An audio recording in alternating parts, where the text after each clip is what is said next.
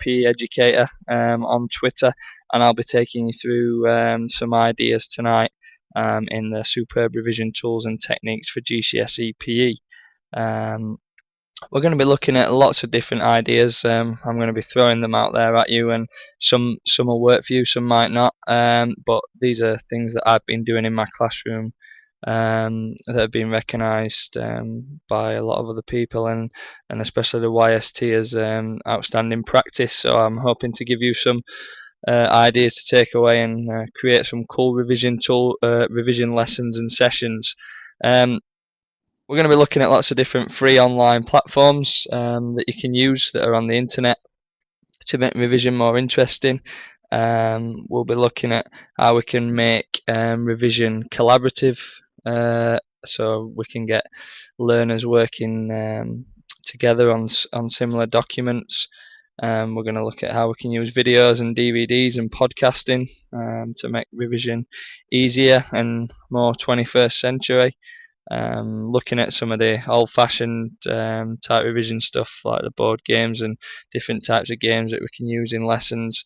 Looking at how we can create 24-hour, 24/7 learning environment so students can learn anytime and anywhere. And then we'll look at how we can analyse actual learner strengths and see if we can tailor revision specific to students' needs. So we will break about 5 o'clock for about 5 minutes for a drink and a toilet break if needed, and then we'll resume.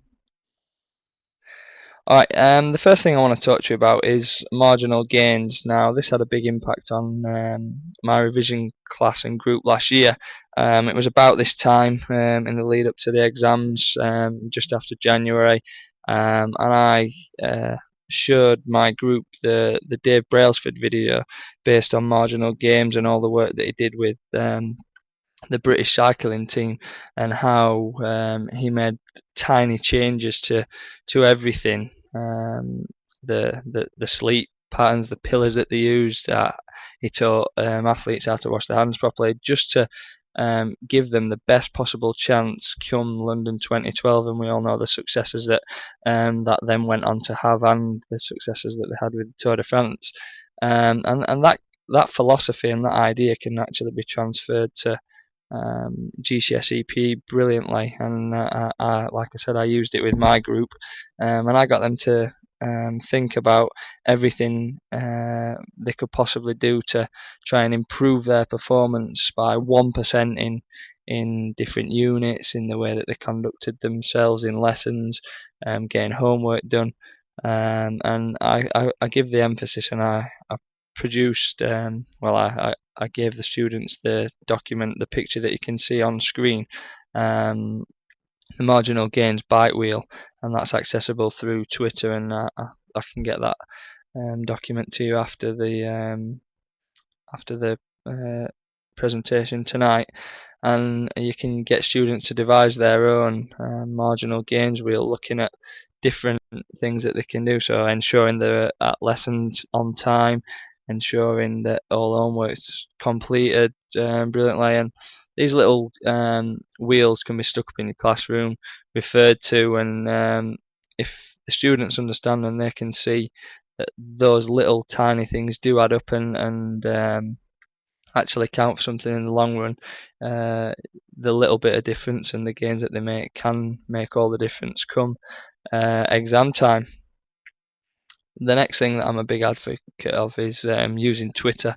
We are in the 21st century now, and Twitter is massive, not just for celebrities to post things on and things like that, but it's a massive and a really useful CPD tool. And if you're not on Twitter and your PE teachers out there, I strongly advise you to get on there, as there's some excellent resources and ideas and things shared. But how you could use that within lessons, a lot of Key Stage 4 students now especially are using social media every day. It's something that they're very familiar with, and I think as educators we've got to move with the times and really ensure that we're on their level and using platforms that they're familiar with. And you can use Twitter to set up question and answer debates outside of your lessons in the run up to exams. I regularly posted different pictures and got students to compete. First one to reply,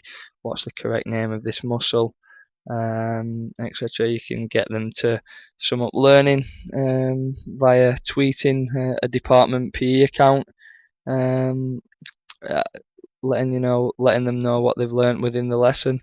You can link lots of tweets to different hashtags. I know last year there was a GCSE PE hashtag that started to get a lot of traffic around March, April time in the run up to the exam, and there's some really good questions by other schools being asked, questions by actual students themselves to other students, and there was some real good independent revision done between themselves there. So if you can just direct them and make them aware of how powerful Twitter can be, it's something that my group definitely found they were really interested in.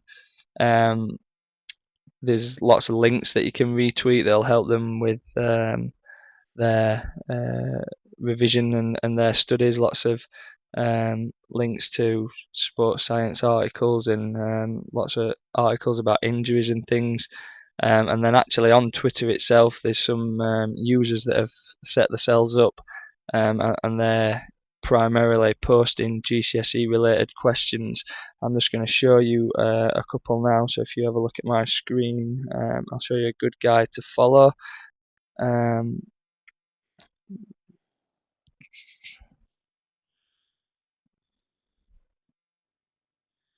uh, so on Twitter, if you look at GCSE PE, there's a PE team sharing AQA PE questions there. A lot of them are related to the EdXL one as well, but there's lots of different Twitter users now just posting GCPE related questions. So I'd get on there, go and have a look at some of them go and have a look at some of their followers that they're following, and there's some really good, useful stuff that students can use and work with.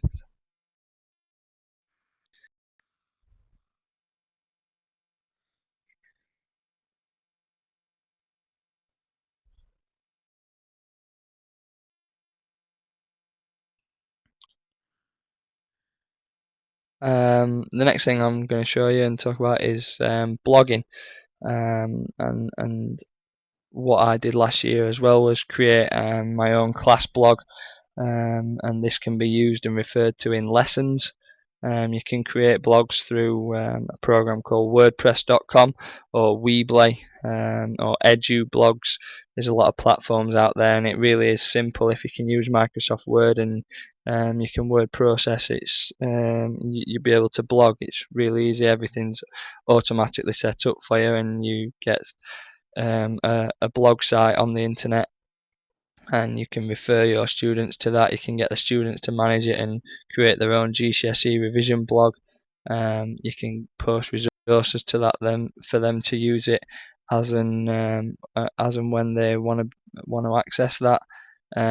You've got full control over the privacy, so you can just ensure that it's just your students looking at it. If that's what you'd want, you can just send them the link and keep it to them.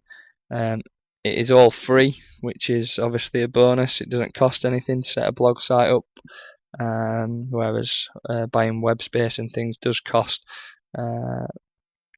And like it says on the slide there, if you visit EduBlogs and EduBlogs Award, there's some really good websites that have been set up on there. I'm going to post a little thing into the chat bar now, a link to one of a GCSE blog that I came across. Yeah, you'll get Chris. Just on that note, I should have said at the start, if you've got any questions, pop them on there, but you will get a copy of this presentation afterwards to take away and use as you see fit. But I've posted a link into the chat bar. If you have a look at that link, guys, I'll share it on my screen as well. This is a class blog that was used by another group